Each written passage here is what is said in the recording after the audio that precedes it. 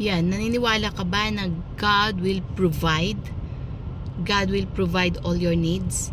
Yes, God will give you. Kasi ang lahat ng mga bagay na yan, yung mga nakikita nyong yan, bigay ng Panginoon yan eh. Before God created Adan, He created all the needs, yung mga needs yan sa paligid, no?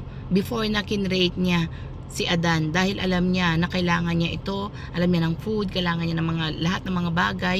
So, nilikha muna yan.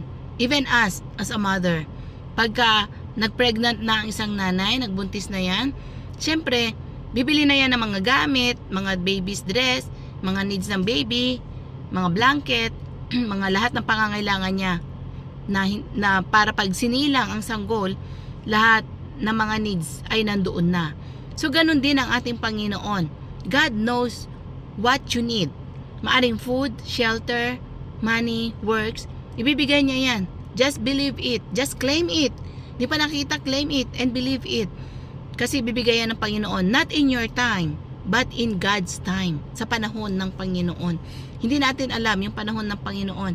Maaring mamaya, bukas, or later, bibigay niya. Or next year, ibibigay niya. At pangalawa, ikakabuti ba natin yung hinihingi natin? Ito ba ay talagang lalago tayo? Ito ba ay talagang mag-grow tayo? Or ito ba ay talagang instant na kailangan natin? So, kung kailangan natin yan at talagang ikakabuti natin, ibibigay yan ng Panginoon.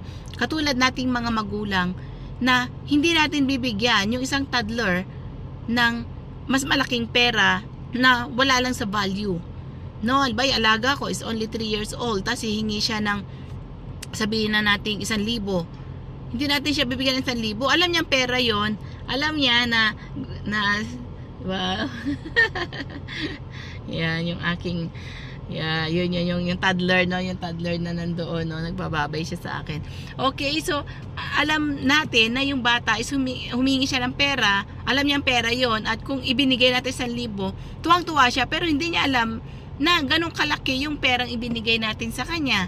Hindi niya alam na kung paano niya gastusin, hindi niya alam kung basta makabili lang siya ng bagay na gusto niya, isang lollipop, hindi niya na kunin yung sukli niya or what, di ba? Parang wala lang, as long na nakuha niya yung bagay na gusto niya. So ganun din sa Panginoon, ano ba yung gusto natin? Na ikakabuti ba natin yon? Syempre ibibigay ni Lord kasi siya yung ating Diyos Ama. Alam niya yung maganda para sa atin, alam niya yung future natin. So kung ikakabuti natin, ibibigay po niya yan. At kung hindi man, ibibigay niya yung the best. Kasi God will answer only 3 things. Yes, no, or wait. But all these things is yes. He will say na, no anak, I will not give you. Kasi hindi mo kaya ito. Yun na naman, oh, nagbababay. Okay, yung bata talaga nagbababay. So, sasabihin natin, yes anak, ibibigay ko instant, no? Yung kailangan mo, ito. Yung iba naman, no anak, kasi I will give you the best. Yung hindi yan, akala natin okay yung hiningi natin, pero hindi pala, di ba? So mas the best pala yung ibibigay ng ating Panginoon. Only is be patient to wait. Yun yung i-develop natin, yung patience. Na Lord, ba't din po binibigay yung prayer ko for how many years na? Lord, yung prayer ko parang wala na. Huwag po tayo mawala ng pag-asa kasi bibigyan ng Panginoon in His perfect time. And of course, yung panalangin po natin, sinasabi ko nga na ito ay mabisa. Ito ay talagang perfect. Ito ay talagang maayos. No, just keep on praying. Pray without ceasing, sabi nga nila. And of course, magpasalamat tayo sa ating Panginoon. Sabi natin, Lord, salamat sa biyaya mo. Lord, salamat sa ganito. Hindi ko pa nakita. Lord, salamat, di ba? Magpasalamat na po tayo sa ating Panginoon kasi meron po siyang gagawin. Meron siyang ibibigay sa atin sa kanyang tamang panahon.